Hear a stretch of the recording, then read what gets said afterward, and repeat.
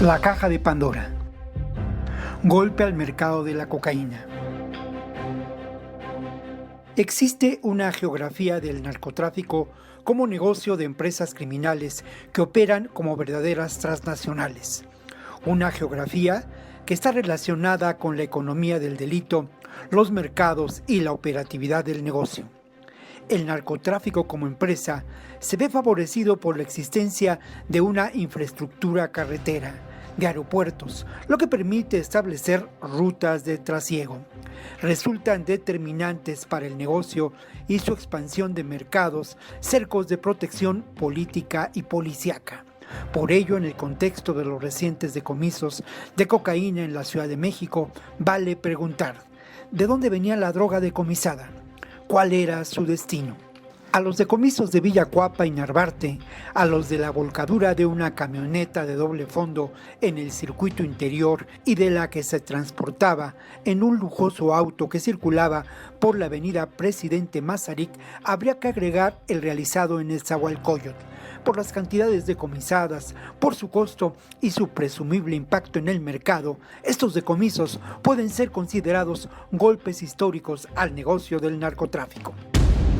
Nada de bodegas ni casas de seguridad, más bien departamentos en zonas de clase media. Droga bien empaquetada con la posibilidad de continuar su viaje rumbo al generoso mercado del norte. Cocaína que bien pudo abastecer al creciente mercado de la Ciudad de México. Sobre cómo llegaron estas cantidades de cocaína, sobre la ruta que pudieron seguir vía carretera o aérea, queda mucho por esclarecer, sobre todo las cuotas de corrupción que permitieron su traslado. La presencia de bandas que se disputan el control del territorio asociadas a poderosas organizaciones delictivas es determinante para generar una floreciente economía del delito, con negocios como la extorsión y el cobro de derecho de piso. Por ello, en distintas ocasiones, el secretario de Seguridad Ciudadana de la capital ha señalado que la lucha contra el narcomenudeo es clave para abatir los niveles de violencia y de inseguridad. Ha corrido la versión de que la cocaína incautada pertenecía al cártel de Sinaloa. Lo que es un hecho es que la presencia de organizaciones criminales como esta y otras más creció en la Ciudad de México en el sexenio pasado, cuando aumentó el consumo de cocaína y el negocio del narcomenudeo. Para concluir, una pregunta más. ¿Quién se benefició con la protección brindada a las organizaciones criminales? Esa protección con la que operaron y lamentablemente siguen operando organizaciones tan poderosas como el Cártel de Sinaloa en lo que puede ser el centro neurálgico del país. Víctor Ronquillo en Informe Capital. Víctor Ronquillo, qué gusto saludarte, muy buenas noches. Pues la enorme importancia de los decomisos, Víctor, nos lleva inmediatamente al tema primero del consumo en México, pero después de las rutas del narcótico hacia los Estados Unidos, hacia el norte. Me da mucho gusto saludarlos y tienes razón. Yo creo que hay ahí dos temas que tendríamos que señalar. Lo primero es la importancia de este decomiso, una importancia que golpea de manera muy importante al mercado de la cocaína, ya sea al mercado local o al mercado internacional. Esto me parece digno de resaltarse. Lo otro que vale la pena también, destacar es el asunto del involucramiento de los grupos del narcomenudeo en la generación de la violencia.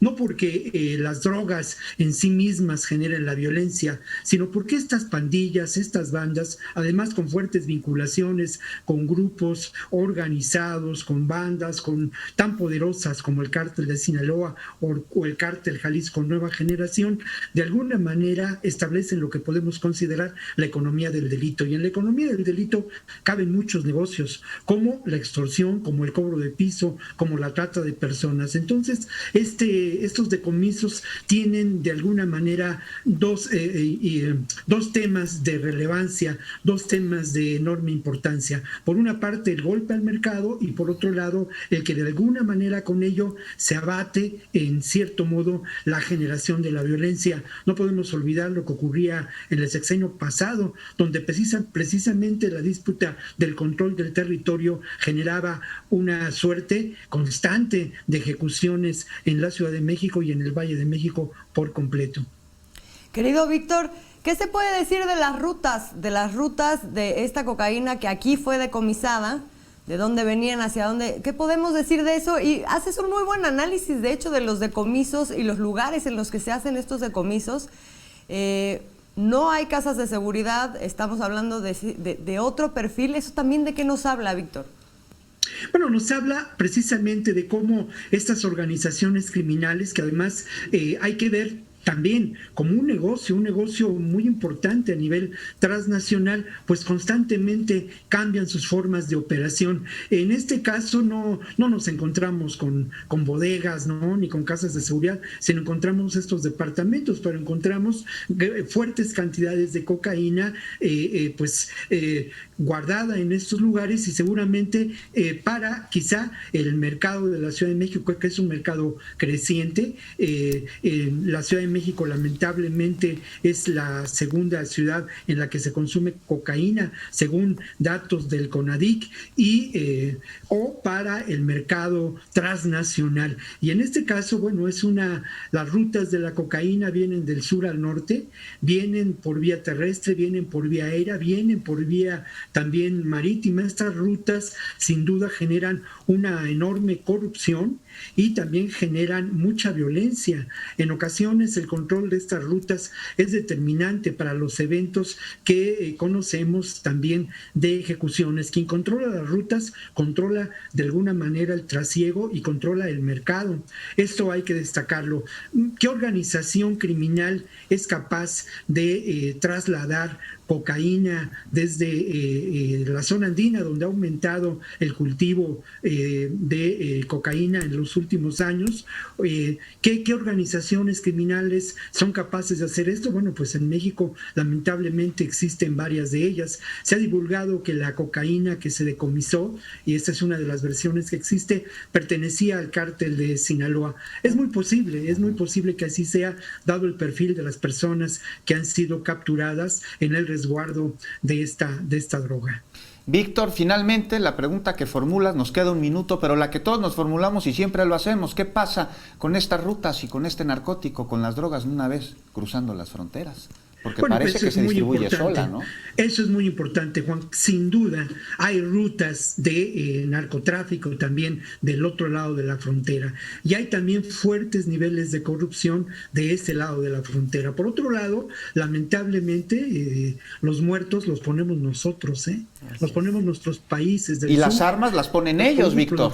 Las armas las ponen ellos, y la mayor ganancia se queda en aquel lado de la frontera. En Estados Unidos, el consumo de la cocaína, si tú me permites la expresión, es absolutamente permitido. Se puede conseguir, hay gran disponibilidad de la cocaína en muchas ciudades, en las calles de muchas ciudades, y es un consumo que no genera los niveles de violencia que se dan en nuestro país, que no genera los niveles de corrupción, y algo que es muy importante, que no genera el debilitamiento de las instituciones, porque esto es otro de los elementos determinantes, ¿no? Estas empresas del crimen organizado que tienen la generación de una economía del delito, pues provocan el quebranto a nuestras instituciones, a las instituciones del país, a partir pues de la corrupción, a partir de la colusión, ya lo mencionábamos en otras ocasiones, del poder político